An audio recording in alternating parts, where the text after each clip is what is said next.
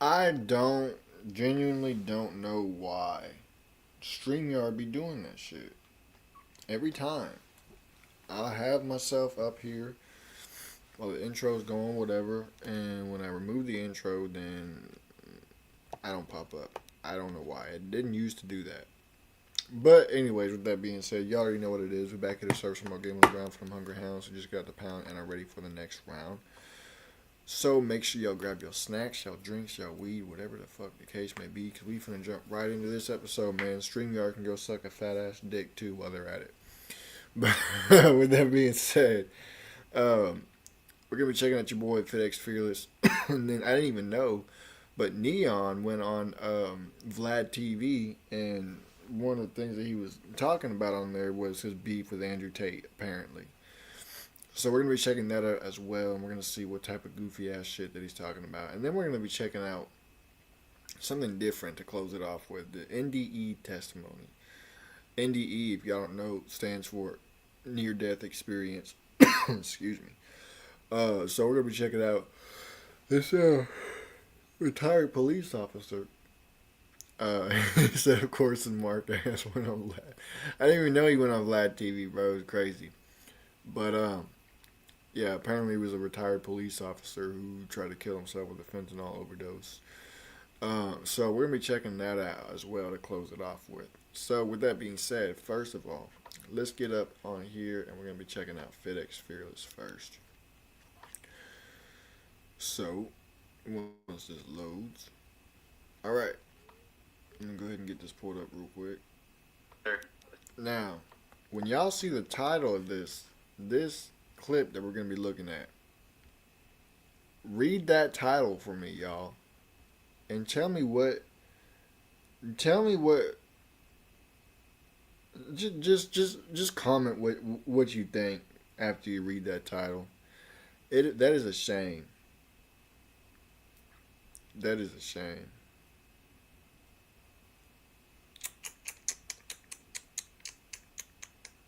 That is a shame, bro. With that being said, we're gonna get into it, man. How's it going, man? It's going, man. How are you doing? Pretty good. Do you acknowledge that this is live and I can use the clips however I choose? Yes, sir. Yes, sir. I can have it. Calling in from Toronto, Canada today. Okay. I'm a university student. I'm just trying to figure out, so I'm taking kinesiology, right? I'm from Canada, so I don't know how it works in the States, what's different. Just career choices. Do you think physiotherapy is like a way to go? Do you think that's like kind of a route to make money in, or what are your thoughts on that? Describe what physiotherapists do, actually. Just more like athletic therapy for athletes, taking care of them after injuries, working on recovery, kind of rehabilitation in a way. Okay, what are your goals financially? Make anywhere from 80 to 100 a year. Just kind of because I enjoy doing that and making I don't know if you're gonna make that much as a kinesiology major, bro, and doing physiotherapy. What do you think? And where should I go then?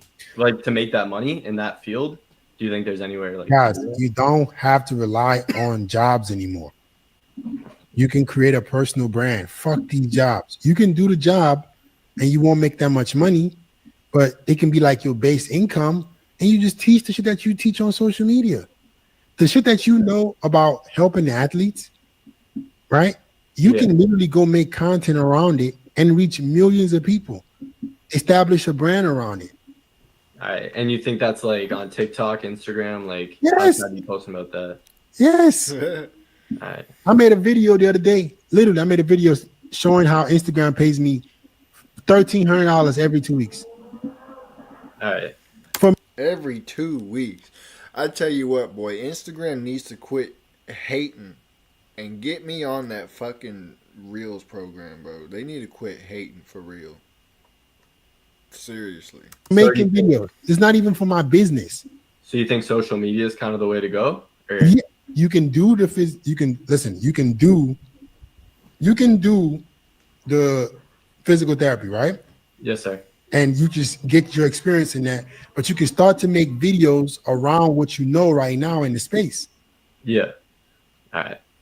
So That yeah, way I'll take that into account. you can reach millions of people. Yeah, and you think I should like start a new account for that, or like? Indeed, bro. You could set up. Man, it's like you could set up like your own self rehabilitation company, I guess you could say, online. Like, let's say you got, you can use Discord. You could have different subscription tiers, whatever, you know, or you could just have, like one subscription tier at a base amount with all the knowledge that people need to be able to rehabilitate their injuries to get back out there on the playing field or whatever the case may be. There's all kinds of different ways that you could do it. Kind of off like the people that already Yeah, know. I'll start a new account. All right, for sure. And then last thing, I gotta go pretty soon, so I just need like some looks maxing tips. Like I don't really know what to do with my hair. Like I got straight hair and like a round face. Like I feel like I don't really know kind of what to do with it. Like I was thinking maybe like a taper or something, but I don't know. I'm not sure about the mullet. You're not sure about the mullet? Something like a little bit more like Italian guy look, longer on top, shorter on the sides. Yes, a sir. beard for you will look good. Are you going to the gym? Yeah, well, I've been more consistent recently, probably since like May last year. I've been trying to go 3-4 times a week, which is as a university student. I've been going when I can, really. That's too much of an excuse. How the hell you want to give athletes advice on how to get recovery? You started cooking them ASAP. How you gonna give students athlete advice if you can't even get in the gym? Your ass going to the gym 3-4 times a week. This is the problem. This is why you guys don't make any fucking money, because the shit that y'all want to teach people, y'all don't even believe in it. Damn, Like, bro. He said the shit that y'all teach, you don't even believe in it. That's crazy. That's facts, though, bro. That's facts. guys, like, come on. And I'm just like I'm eating, and I'm just not seeing much results though. Like, so then how the hell you gonna give somebody advice on something they should do about their body if That's you why- haven't even got any? So that's why you need to practice your consistency yes, sir. and switch around what works. How'd you do that? Like when you first started like lifting to now, like what got you like going there? Strength training. I started focusing on strength. Yes, sir. All right. All right. And then yeah, well, like, is it cool if I show my physique? I can already tell it's not that good. You can already tell it's not that good. Mm-hmm. Just go be more consistent. Damn. He said no, bro. Do not take your shirt off. That's tough. Be more consistent. All right. And then is that like how much should I be eating realistically a day? It's not so much about what you should be eating, how much you should be eating, because you haven't even built the consistency yet. Once you get consistent in the gym, your body will start to evolve. If you want to know exactly how much you should be eating, go and get a DEXA scan. It will tell you what your total daily expenditure is. Yeah. Right. And then what you can do is it will give you what your macros should be daily for a maintenance, for somebody who has a light activity level, moderate activity level, intense activity level. It will tell you what your daily macros should be. You eat 1 gram per pound per protein, and you good. You autofill your calories from there. All right.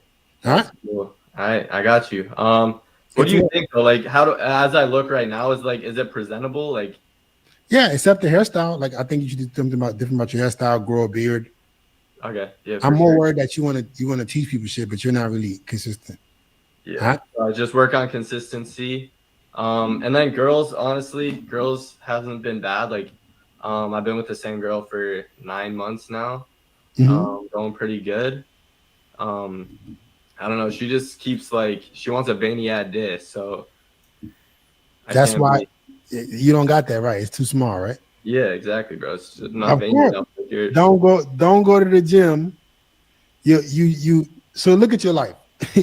Let's talk about your life, right? All right, let's talk about it. So I ain't gonna lie, bro. I just cringed hard, bro. Oh, I just cringed hard as fuck right now, bro. The way he just casually threw that in there, like he was just trying to slip it in there without really like catching it, so to speak. Hell no. You're so foolish that you tried to troll.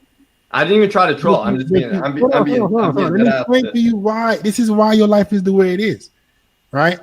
You can't even comprehend your own thoughts. You can't comprehend how you want to like relay the message correctly. You have an opportunity to get some help. I feel like I got help, Fit, bro. No, you didn't. Then you talking about your girlfriend wants this and this and this, embarrassing yourself on it. You agree that this is live, and I can use the clips however I want. Yeah. But you still chose to allow yourself to get embarrassed. Look, he is recognizing what he did now. This dude is tripping. His girl gonna see it, bro. And oh no. Oh no, bro. Oh. Oh, you can't make it up, bro. I'm telling you, these dudes are fucking crazy. Can you imagine that? What the fuck? Like, dude, I can't believe this shit. Guys, explain to me, how is that trolling? Embarrassing yourself on the internet? These dudes, bro. Somebody say no way, bro. What He said somebody said no way. Yo, these dudes are fucking crazy. Why would you do this to yourself? Let's talk about the topic of the day. All right? 82 million men, 82 million American men are subscribed to OF. 82 million. So when you see these dudes look off, they look slow, their whole brain is focused on doing stupid shit, how can we be shocked? Half of men literally are succumbing to their own lust. How am I gonna get on the internet and say my girlfriend want a bigger D? Like, they're gonna do you dirty with these clips. I didn't do it to you. You decided to come and say this on the internet. Now you're gonna be on the internet forever. Then you're gonna try to come begging me and apologize. I'm gonna tell you the lifeline of a troll, right? They do some stupid shit on the internet. The whole world sees it. And then when they realize how impactful that is, they try to come back and beg me to take it down. And I never do. He said I never I didn't do. mean it that way, bro. I'm sorry, bro. Please, Fit.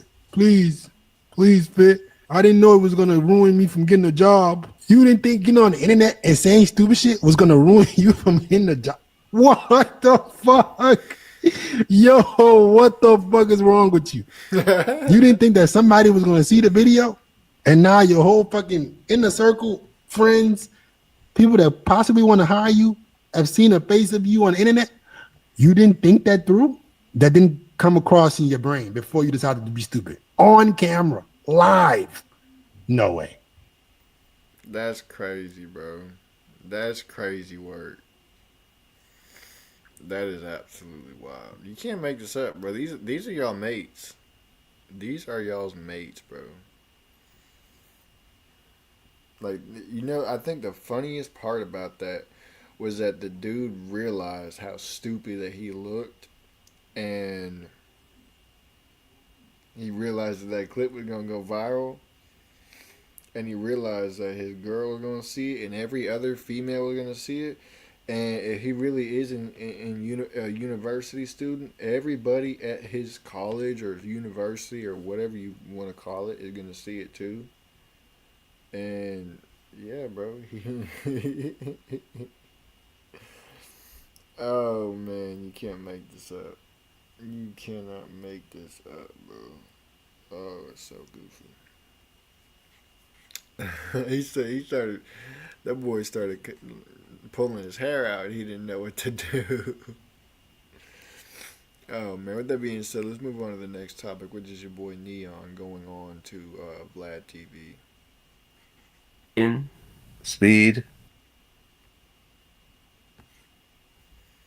Bruh. Kai Cenat, Nathan. Yeah. In that order? Yeah, it honestly depends because speed, like, Aiden's like he's changed the game so much. So he's no matter what always gonna be top 3. He doesn't stream as much anymore.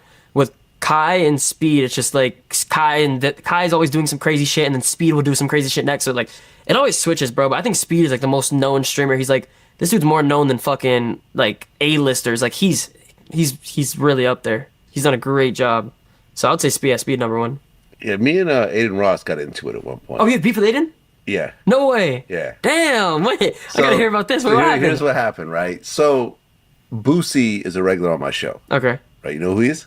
Boosie, yeah. Right. I mean, he's like kind of like my biggest regular guest. We've been rocking for like 10 years. Okay. We do 10. He said, this indie monkey got severe ADHD acoustic from streaming. But I'll never forget when Neon was running away from Nate Diaz's goons through the parking garage. Oh, man. I might have to look that up again after we're done here. Millions of views each time. And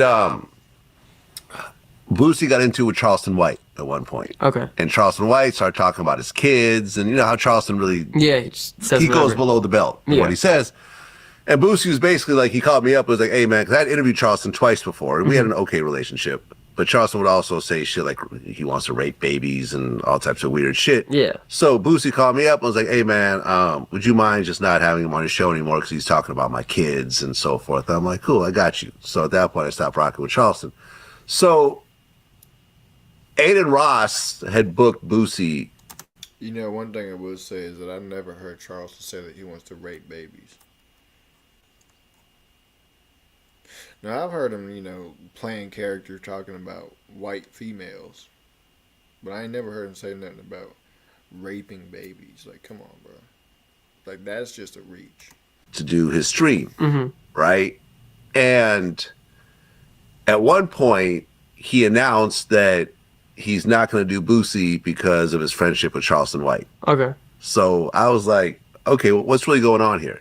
So I called Boosie and I had a conversation with him. He basically said that he was booked to do Aiden Ross, and he was like at the mall picking out his outfit and everything else like that. And like maybe a couple hours before he's supposed to go on, he gets a call from one of Aiden's people. It's like, hey, listen, we want you and Charleston to be on the stream together because it's going to go viral. And if you know Boosie, he doesn't do that type of shit. So he was like, nah, I'm good. So he's like, nah, I'm not going to do it. You know, whatever money you're going to pay me, I'm good. You can keep that. But Aiden said, I'm not going to have Boosie on my show because of my friendship with Charleston White. But that wasn't really the reason.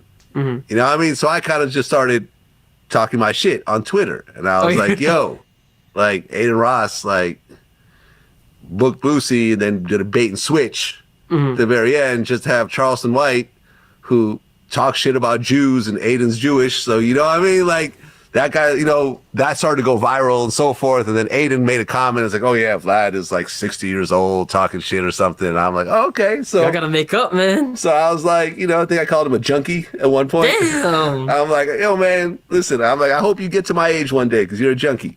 You know, then he responded to that. He was like, what? I quit months ago or some shit like that.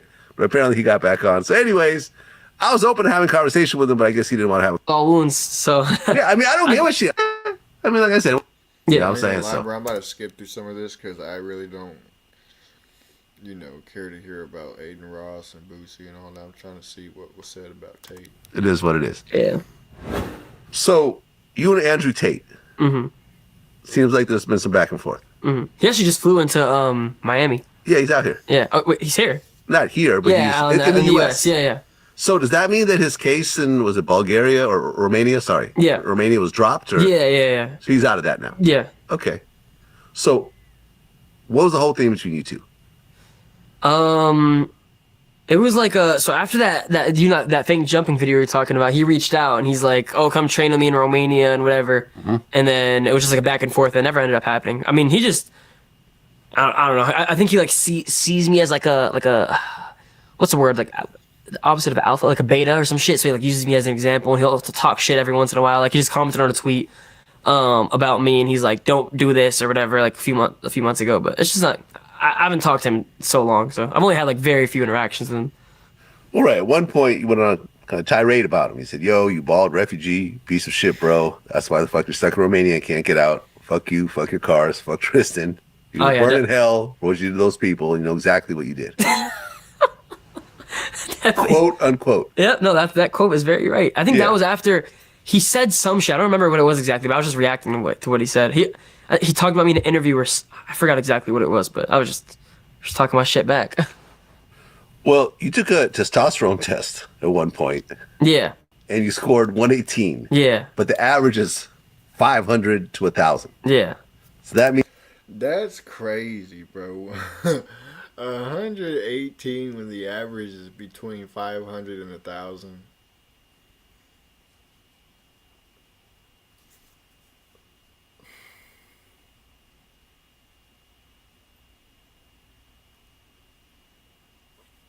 You can't make this up, bro. I remember seeing something about him before doing a testosterone test and how low it was, and that when you hear something like that, then it makes sense why he acts so retarded and autistic and stuff like that, bro. This dude's testosterone levels are low. They're like off the charts low. Like not even they're not even on the charts, bro. I bet you it didn't even pop up on the charts whenever they did it. It just said 118. He said femboy confirmed. Man, Aiden Ross. I can't imagine what Aiden Ross is. Man, he might have a little bit more than Neon, but probably not that much. means your testosterone is like what 1/4 of the minimum. That's what they say, I guess. So shit, I'm an open book. I'll say it on here. I don't care. I'm going on like a oh, hold on. So I told you that I haven't scripted anything in a while. Mm-hmm. That right there, that's the one thing I've scripted in. So that was scripted. Yeah, I don't have a fucking 115 testosterone. Okay. But the reason why I'm not like that's one thing that I've scripted Man, in like you 2 caught years. everyone with that troll, man. Good job. But I'll tell you, yeah, damn, you believed it? I bet you. I bet you that's not even a troll. It's probably real. He's just playing it off as a troll because he can't accept the fact that he's so like down on the testosterone charts. Believed it, Shit, yeah. bro, damn, you think that low of me? But that's nah, like, man, you're the one who put it out. So I mean, how can you tell what's real and what's fake these days? I feel you. You But really can't tell. That's just set up for my fitness journey. So I'm gonna go on a crazy fitness journey, and I just wanted to get something out there so like people know. Like, obviously, like regardless, I'm getting fat. Like you can't see it under here, but like I'm not in the best health. So I'm gonna go on a crazy fitness journey. So that's like basically like the start of it. The boy wouldn't even last on a fitness journey. Boy, he would crack on it. That dude ran from Nate Diaz's goons, bro. He's not gonna last on a fitness journey. Like let's just be real.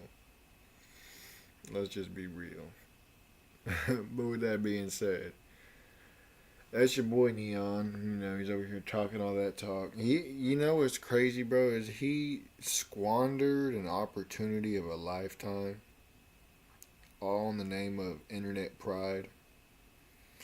That boy was on the same platform or whatever, same call as Andrew Tate. And this dude squandered it, bro. Straight up.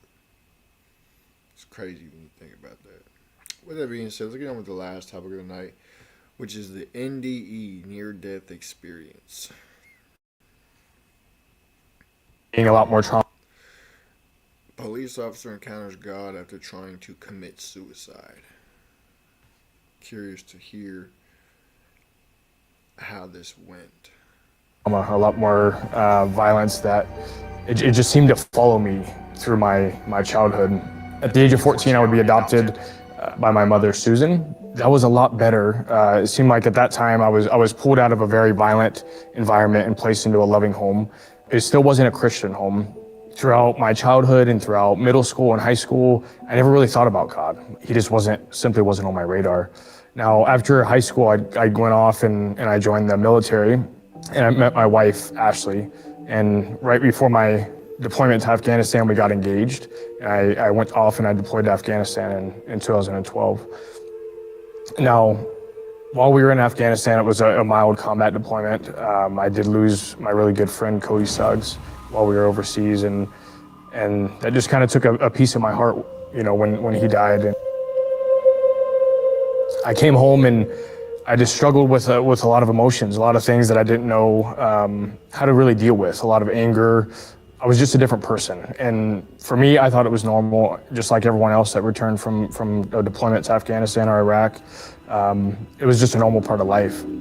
So I continued on with life, and I kind of just shoved it down, and I didn't really think a whole lot of it. And I always had this dream. I had a dream of becoming a police officer and eventually to become a narcotics detective. That was my goal in life from a very young age, after seeing what drug addiction had done to my family. And I got hired by a department in Southern Oregon in 2014, and I had achieved my dream. I quickly fell in love with the job, and I devoted every ounce of my life to becoming the best police officer that I could be. And throughout my career, I experienced a lot of violence again. I worked in a very violent town, Klamath Falls, Oregon, and there were a lot of homicides. I had to investigate a lot of murders, a lot of fatal car accidents, suicides, child deaths, just a lot of really traumatic things that we would have to investigate, these types of things. And it really started having an effect on me. It started hardening my heart. And I would come home and I didn't have any emotions. I didn't know how to feel anymore. I was angry all the time. I was having a hard time sleeping. I was having a hard time concentrating and just focusing. And it really started having an effect when I started having nightmares. And It's crazy, man, what the world can do to you whenever you are experiencing such things or you're in such an environment. It changes you in such a radical way that you don't even realize that it's changing you until you're already changed. And even then, a lot of times, most people still don't even know that they've changed. And when somebody tries to tell them that they're not the same, they don't want to hear it. I eventually started to have flashbacks, and I would hear kids crying and screaming, and I just couldn't get through these emotions and these things that I was feeling. And in the position that I was in, I had to hide it. I had to keep it a secret. I had to cope with it without letting anyone know. In a way I did that, I started using alcohol, like many combat veterans and first responders do, just to kind of shove down the emotions, to kind of shove down everything that I was feeling.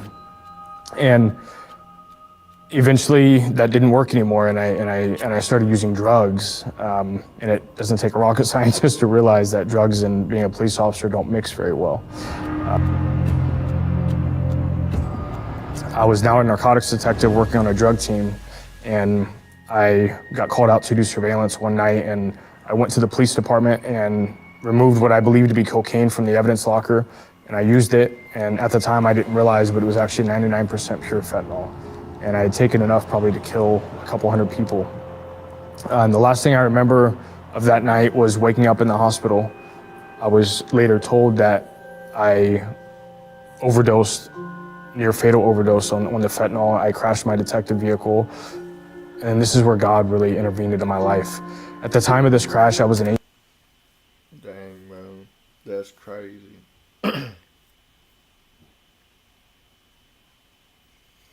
That's wild, bro. Atheist. I didn't even believe in God. I would argue with Christians as to why God didn't exist. And at the time of my crash, an ambulance was in the intersection and stopped, loaded me up in the back, rushed me to the hospital that was 10 minutes away, and the doctor said if that ambulance hadn't have been there, I would have 100% died. Now, when I woke up in the hospital, I had my lieutenant and sergeant and all these doctors standing around me, and I knew that my life had just come crashing down. I knew that nothing was ever going to be the same. I always had a plan for this moment, and it was that I was going to commit suicide if this ever came out. And that was my plan. I planned as soon as I left the hospital to go home and to commit suicide. And I went home, and all I could think about was the shame and the guilt and the devastation that I had caused on my wife and my kids and the people that I. Just imagine he was that one cop with sirens on, going in circles at one night. Nah, bro, nah. That would be crazy. I worked with. No one knew that I was struggling like this, and I knew inside that this was all going to come out, that my secrets of using drugs and struggling with PTSD was going to be a big deal. And a few days later, one of my really good friends with the Oregon State Police, he came to my house with his pastor, and the first thing he said to me was, "Thomas, I'm concerned that if you would have died,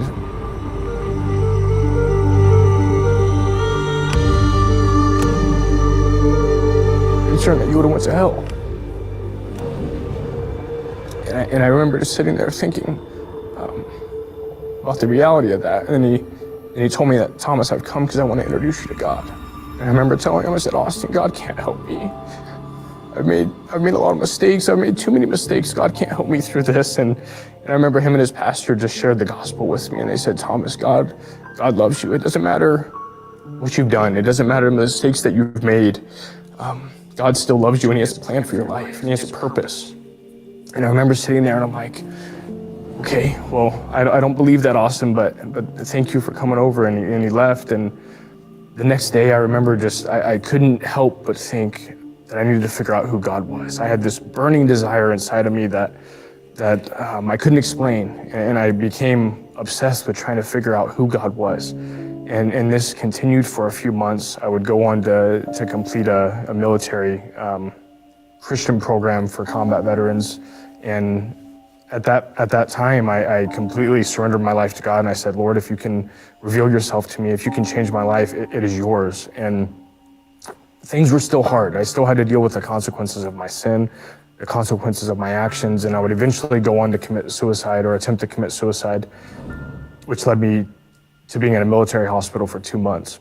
He used this time in the hospital to transform my heart, to give me a heart of flesh, to renew my mind. And this was 2 months where I got to just spend with him, and I got to study his word, and I got to learn how to be more like Jesus and how to follow Jesus. And through this, I remember waking up one morning, it was about 5 a.m., and I actually woke up and I was just filled with guilt and shame and just had this heaviness on my heart. And at the exact same time, I was filled with this light, and I remember it was like a light from heaven just entered into my chest, and I was filled with the Spirit. And at the time, I didn't know what this meant, and I started to speak in another language that I couldn't understand. After about a half hour, it stopped, and I was sitting there, and I knew it was from God. I knew that whatever had just happened was from the Lord, and he led me to Acts chapter 2, and I began reading where the disciples were in the upper room, and they were baptized in the Holy Spirit, and everything that had happened in Acts chapter 2 had happened to me. And at that moment, I remember just sitting there and I was crying, and I just thought, oh my gosh, he really is who he says he is. And everything changed from that moment forward. I remember my wife called the doctor, and she thought I was going crazy, and the doctor actually thought I was going crazy. But after a little while, I was no longer on medication. I no longer struggled with PTSD. I no longer struggled with nightmares or insomnia. I was completely healed and delivered from everything in the blink of an eye. And after I was released from the hospital, I realized that I was called to full-time ministry, and I started pursuing full-time ministry. And through that, the Lord crossed paths with Teen Challenge, and I was offered a position to be the director of Adult and Teen Challenge in Tri-Cities. I'm now in full-time ministry, like I said, as the director of Adult and Teen Challenge. And what I have to say, though, is if you're sitting here today, if you're watching this video, and you're thinking... That's crazy, man, how certain circumstances that are meant for destruction and death can be turned around and be used for new life, so to speak. You know, God can take a bad, sour situation and turn it around and use it for the best thing that's ever happened to you. That's a fact. You can turn it around and use it for what you need it for. That's 100% facts, man. With that being said, you already know, man. Appreciate y'all for tapping in. Make sure y'all share with your friends, your families, your mummies, your aunties, your grannies, and everybody else that y'all know. I'm going to go ahead and let Rev take it from here. You're really serious and you're looking for a Christ man, the one who anointed with the Lord, with the Spirit of the Lord to do his will. I'm that nigga. Motherfucker, 'cause it's my world, and every motherfucking thing in it. That including your asshole, too. Well, if God send the devil in the name of Jesus by the power of the Holy Spirit, then motherfucker, you fucked up, huh? You fucked up, huh? You know your ass is doomed. What you got to speak? If you don't know shit to speak on this topic I'm bringing up, shut your goddamn ass up. What do you say, Gerard, you ignorant slut? I don't think I'm God. I ain't saying I think I believe. I know, and if you study the words, you study my book, you will know I'm me too. You didn't create the heaven and the earth, baby. But I did. I'm that motherfucker. You know me, don't you? Hell no, I don't fuck you. You don't know me, then shame on your goddamn ass then. Shit, I'm the motherfucker. Give a fuck what you believe in. Believing you some goddamn Ku Klux Klans members, don't you? And house nigga, bitch made ass, ninkum fucking poops, monkey minded, Afrocentric motherfuckers. You wanna call me and tell me your opinion?